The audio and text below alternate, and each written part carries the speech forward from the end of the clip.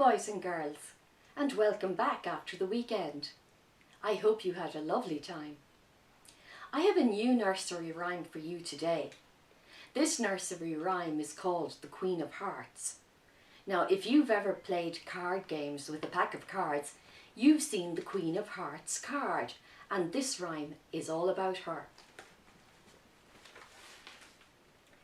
The Queen of Hearts made some tarts, all on a summer's day. The Knave of Hearts, he stole those tarts and took them right away. The King of Hearts called for those tarts and beat the Knave full sore.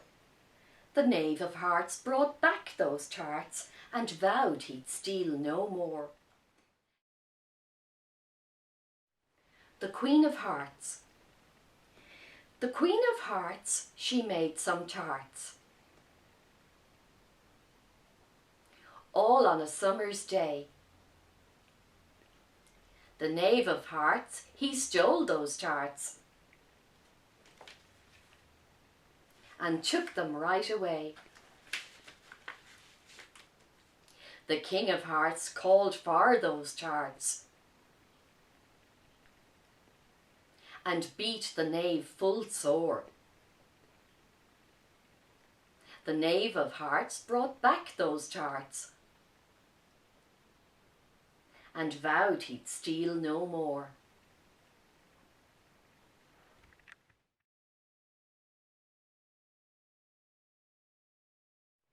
And now we have a new tongue twister.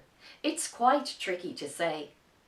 It's called Canoe by Colin West. Canoe. I can't canoe my old canoe, I need a new canoe. Can you canoe my old canoe, and I'll canoe the new?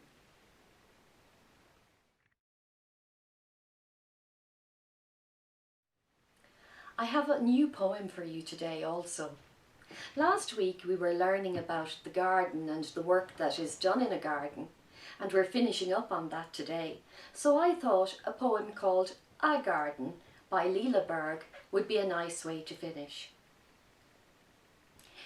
If I should have a garden, I know how it would be. There'd be daisies and buttercups and an apple tree. A dog would chase a ball there, a bird would sit and sing, and a little cat would play with a little piece of string. And in the very middle, I'd only have to stand for ladybirds and butterflies to settle on my hand.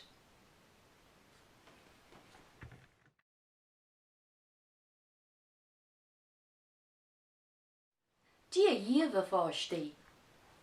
Féochaigí an bictúr. Tá Seán agus Oisín agus Mommy agus Daddy sa Victor. Cuirigí méir Sheán. Tá Seán ag gaiire. Cuirigí méir Oisín. Tá Oisín ag cuine. Cuirigí méir Wammy. Tá Mommy ag obair an riamhara. Cuirigí méir Daddy. Tá Daddy ag féachant an televís. Anois, feig Crián agus dathig Seán, Oisín, Mommy agus Daddy. Now, boys and girls, have you ever wondered why some animals appear as they do? Today's story might explain one of those for you. How the Camel Got His Hump by Rudyard Kipling.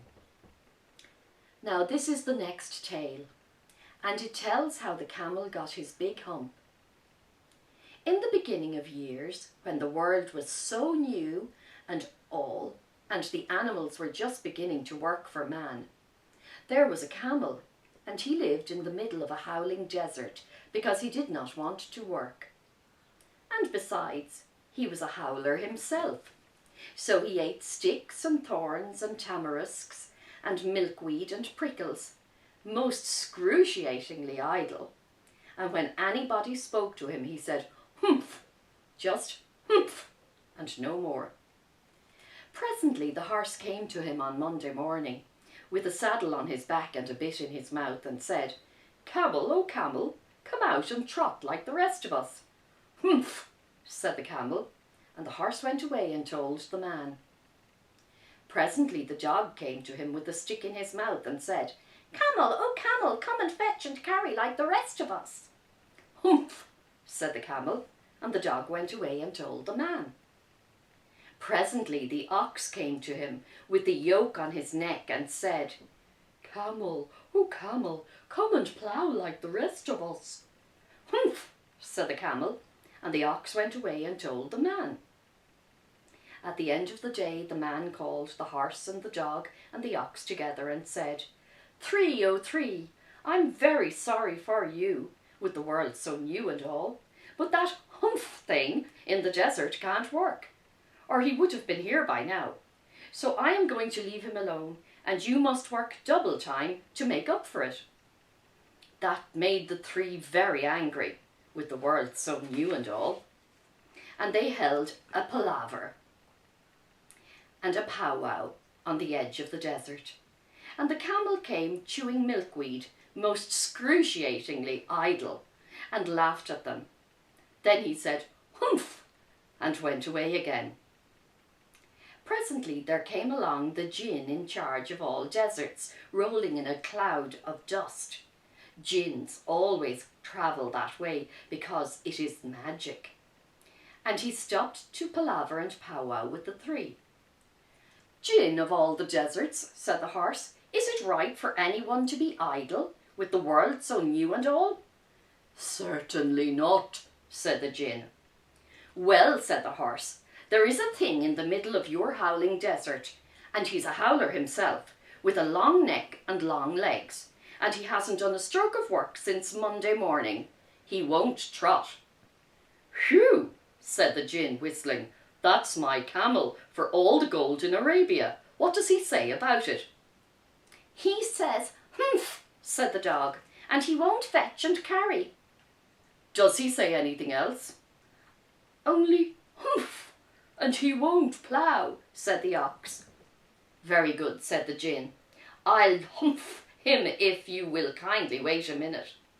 The djinn rolled himself up in his dust cloak and took a bearing across the desert, found the camel most excruciatingly idle, looking at his own reflection in a pool of water. "My long and bubbling friend," said the djinn, "what's this I hear about you doing no work, with the world so new and all?" "Humph," said the camel. The djinn sat down with his chin in his hand and began to think a great magic, while the camel looked at his own reflection in the pool of water. "You've given the three extra work ever since Monday morning, all on account of your excruciating idleness," said the djinn, and he went on thinking magics with his chin in his hand. "Humph," said the camel. "I shouldn't say that if I were you," said the djinn. "You might say it once too often." "Bubbles, I want you to work." And the camel said, "Humph," again, but no sooner had he said it than he saw his back, that he was so proud of, puffing up into a great big lolloping lump. "Do you see that?" said the djinn. "That's your very own humph, that you've brought upon your very own self by not working. Today is Thursday and you've done no work since Monday, when the work began. Now you are going to work." "How can I," said the camel, "with this humph on my back?" "That's made on purpose," said the djinn, "all because you missed those 3 days. You will be able to work now for 3 days without eating, because you can live on your humph. And don't say I didn't do anything for you. Come out of the desert and go to the tree and behave yourself. Humph yourself." And the camel humphed himself, humph and all, and went away to join the three. And from that day to this, the camel always wears a humph. We call it a hump now, not to hurt his feelings. But he has never yet caught up with the 3 days he missed at the beginning of the world, and he has never yet learned how to behave.